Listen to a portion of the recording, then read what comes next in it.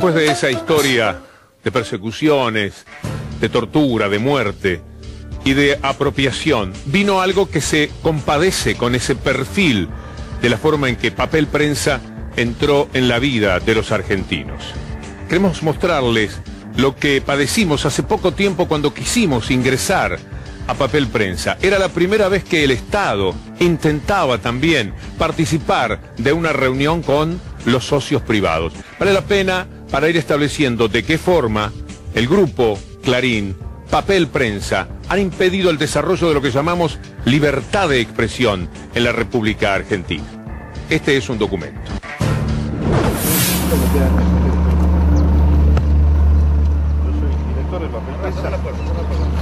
Cerrá. No. Nos vas a poner en una situación violenta. Exactamente. Vamos. ¿No se puede entrar? Sí se puede entrar.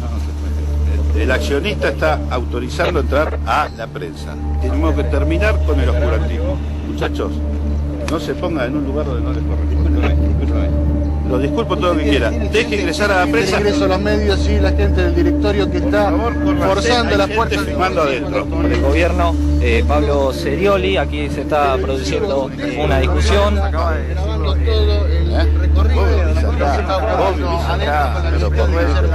Exactamente, y tengo que hacer lo que tengo que hacer. Bueno, pero tiene otros medios. Tengo todos los medios, pero me lo están impidiendo. ¿Qué quiere que haga? Directivo de la planta.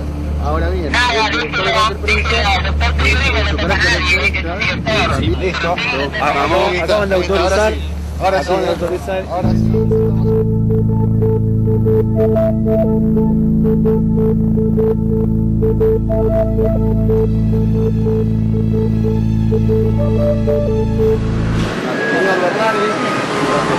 García, Berman, y estos son chicos de Sandoval.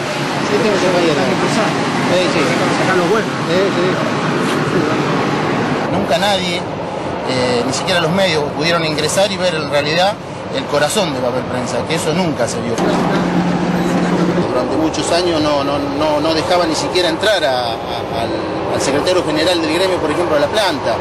Eran muy discriminados los delegados de planta, la gente de comisión directiva. Entonces 6 años atrás esto viene cambiando y yo creo que es el camino.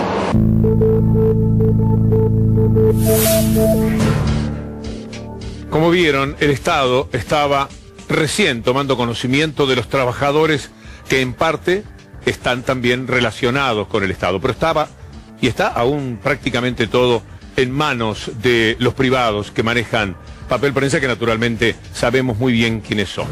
¿Cómo llegaron a tamaño poder? ¿Cuál es el recorrido? ¿Cómo fue la acumulación que les permitió tanto poder?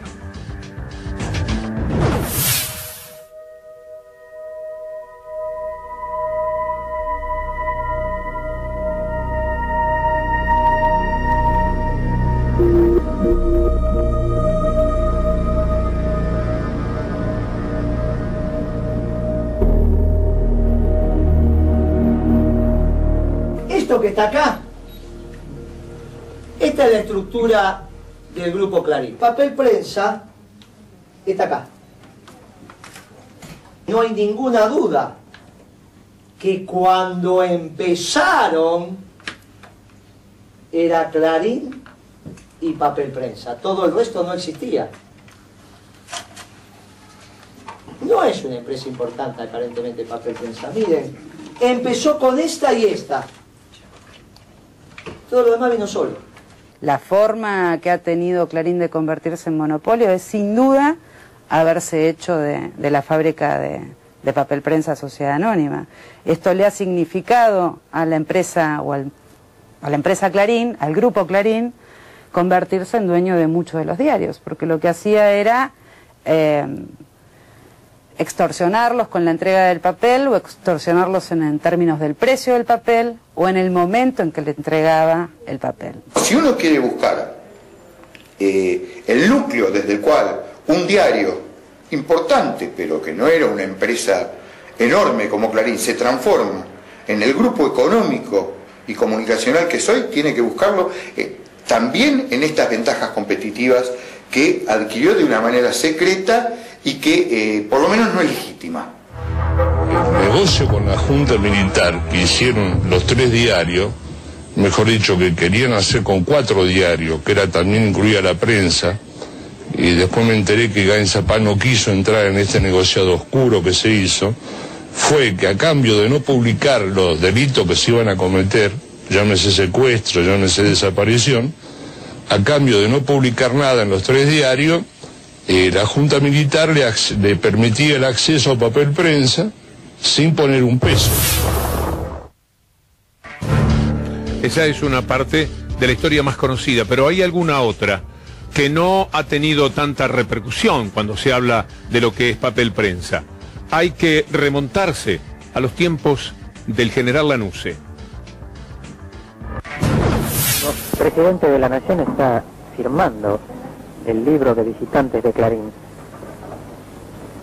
Se apresta ya en este momento a visitar las instalaciones y a dirigirse donde se pondrá en marcha la máquina que imprimirá un suplemento con este nuevo papel prensa. En este momento el presidente de la Nación se apresta a poner en marcha una de las rotativas acá en Clarín. La señora de Noble es saludada por algunos de los empleados. Quiero agregar que con esta misma mano, y gracias a la eficiencia de la empresa del señor Chivita y a la comprensión de Clarín, hará que se ponga en movimiento esta rotativa hoy 21 de septiembre. Antes de 10 días tendré también la suerte de firmar con mi mano derecha la radicación, la instalación de la fábrica de papel argentino.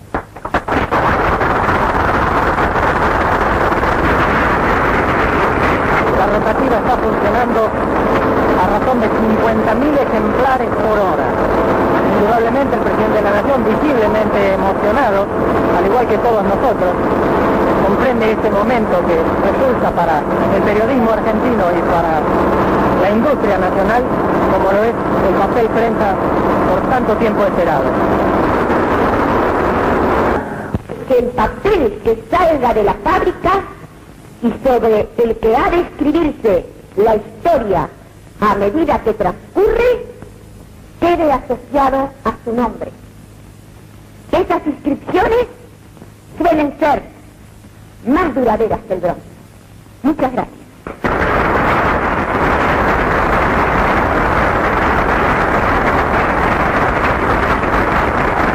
No tengo que hacer esfuerzos para transmitir lo que siento, de poder tener la tranquilidad de conciencia de decir: fuimos útiles, pusimos nuestro aporte modesto, individual y desinteresado para facilitar la confianza que en ellos han depositado muchos civiles que con nosotros se juegan en el gobierno, sin pedir y sin esperar nada, y sin nada en qué especular para el futuro, y nada más de poder tener la tranquilidad de conciencia de decir: fuimos útiles, fuimos útiles, fuimos útiles.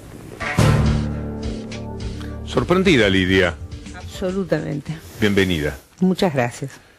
Este Feliz documento Día nunca del lo Padre. vi. Gracias. Y para todos los papás que hay. Este documento no lo conocía. En absoluto. Fíjese desde dónde venía gestándose tanto poder, ¿no? Qué increíble. Además, usted me dijo año 71. Yo al general Lanusse lo conocí en el 76, a quien fui a ver para pedirle ayuda. Y me habló de la injusticia de todo, por supuesto, y de que tenía que concurrir a hablar con Videla.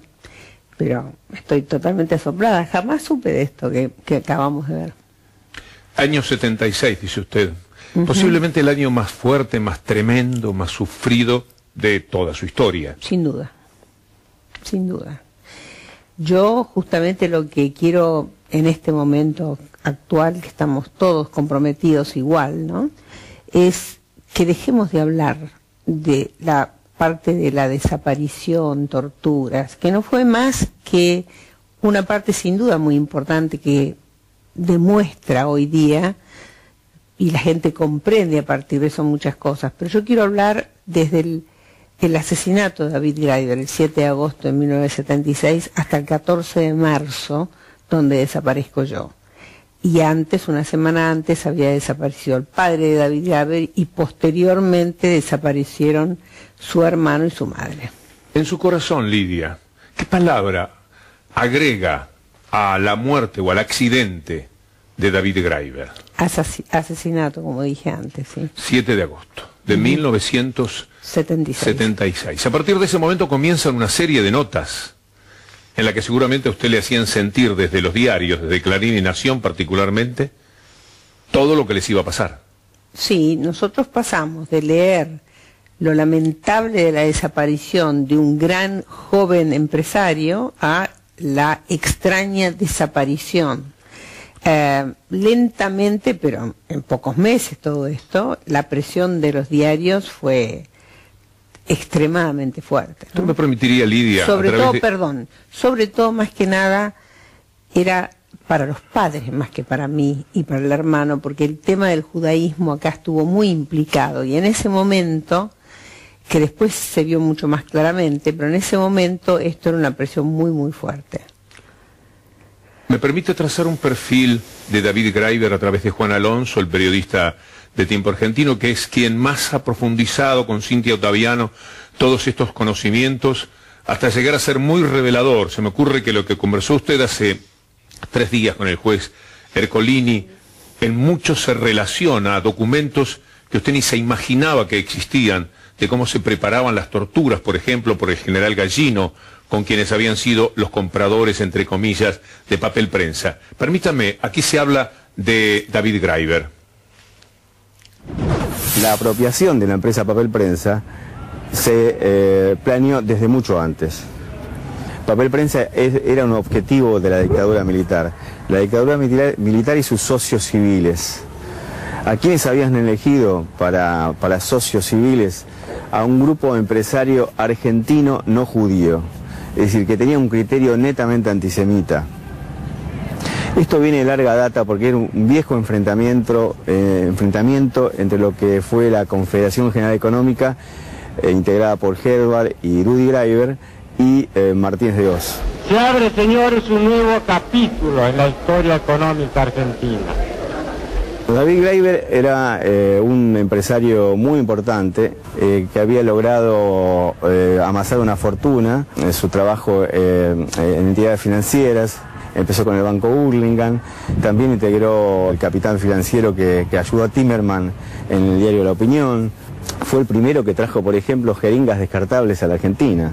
Digamos, era un tipo de características especiales, particulares, porque también era íntimo amigo del padre Mujica, se preocupaba en llevarle la comida y la leche en polvo a la Villa 31, es decir, que era un tipo de múltiples facetas, ¿no? Y con una concepción interesante, que me parece que por eso también era objetivo por parte del grupo de Martínez de Oz. Era un tipo que creía en la burguesía nacional, ¿no? Un poco lo que ahora falta en la República Argentina. Era un tipo que, si bien su objetivo era hacer dinero como buen empresario, era un tipo que creía en la burguesía nacional y en la alianza entre el capital y el trabajo.